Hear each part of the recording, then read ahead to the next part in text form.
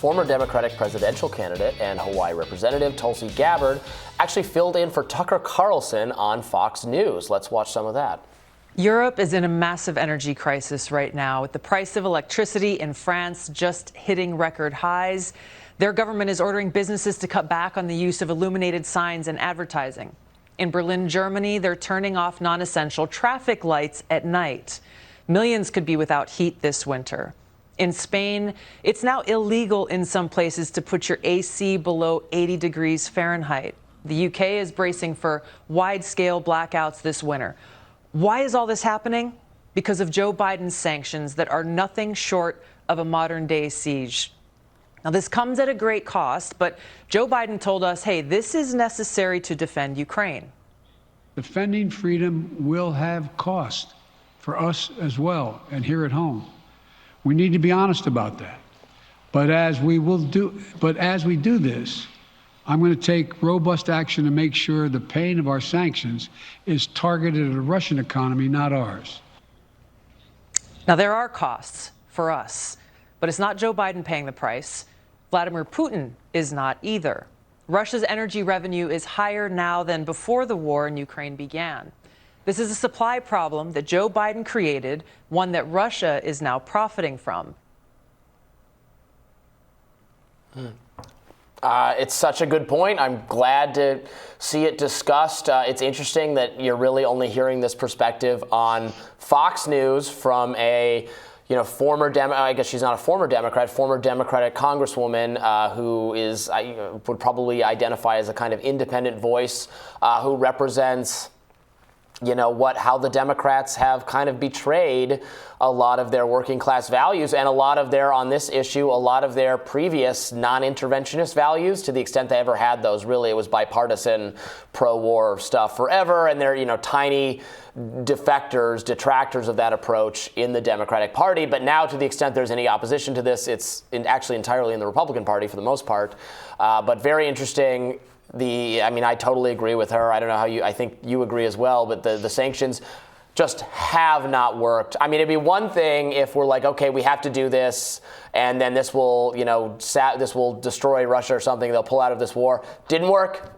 Didn't happen. They never do, really. They never work, but we keep trying them. They haven't hurt Russia's ability to make money off energy at all. Meanwhile, all of the consequences we're dealing with domestically, and the war's still going on. No, I totally agree with you. I totally agree with Tulsi Gabbard. I'm a big fan of hers. And I just think it's so important to point out that you're so right. The only place you'll hear arguments like this are Fox News, Tucker Carlson, right, who has a former Democratic presidential nominee co-hosting for him. That's incredible. You would not be able to find something in reverse like that on CNN or on MSNBC.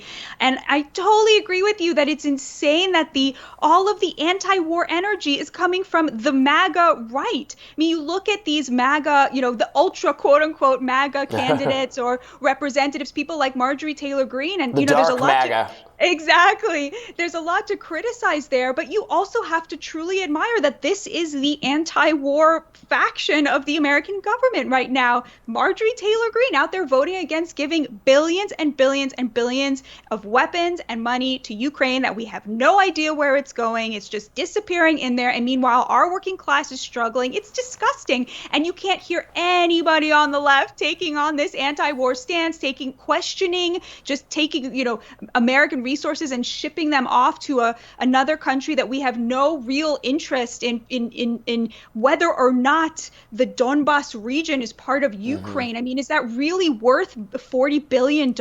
How? Justify that? Nobody can, but right. You will only hear this questioned on Fox News, on Tucker's show, when Tulsi Gabbard shows up. And I think it's really great that there's that energy there, and even lefties like me, you have to admire that. You have to lift it up. You have to listen and demand. Why is that not happening on the other side? And it's not even that we can say, okay, here's what the price tag is for keeping the Donbas part of Ukraine. Because then we could at least have a discussion, like, here's what it takes, and are we willing? Maybe we could actually ask the American people if there's some, democratic will of the people to do this, and here's what it costs, and then we can do that. But we know There's no amount, because this war is going to go on, and we're not ever going to commit.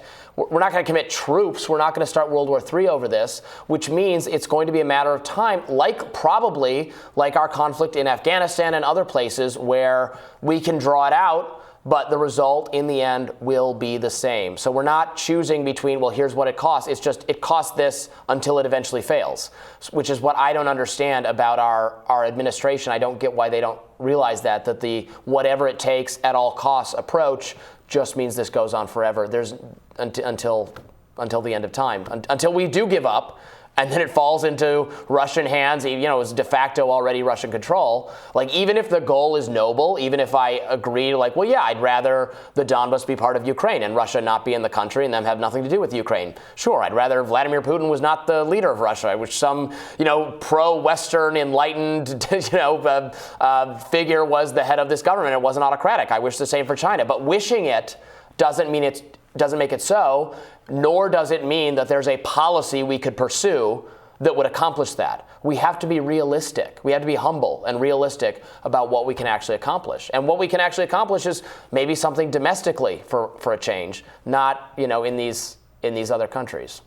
And I think it's just very important to point out that even when this conflict began, the Donbas was not part of Ukraine. It was an independent region that was, being controlled by Russian-backed militants, right? So the status quo when this all began has now become something that United States policy is, we're going to spend unlimited amounts of money to put an end to something that was true when this all began. I mean, it's totally mindless. And I'm so glad that Tulsi Gabbard is shining light on this. Thank you so much for having me, Rising and Robby. Tomorrow, Brianna Joy Gray will be back, and I will see you all next Monday. We're looking forward to it. Be sure to like, share, and subscribe so you never miss any of our content. And for those of you who like to listen on the go, we're now available anywhere you listen to podcasts, and catch us on the Plex TV app. I keep saying I'm going to download Plex and figure out how to watch us, and then I'll report back and explain it in greater detail. Thanks so much, everybody, and I'll see you next week. Batya. Bye.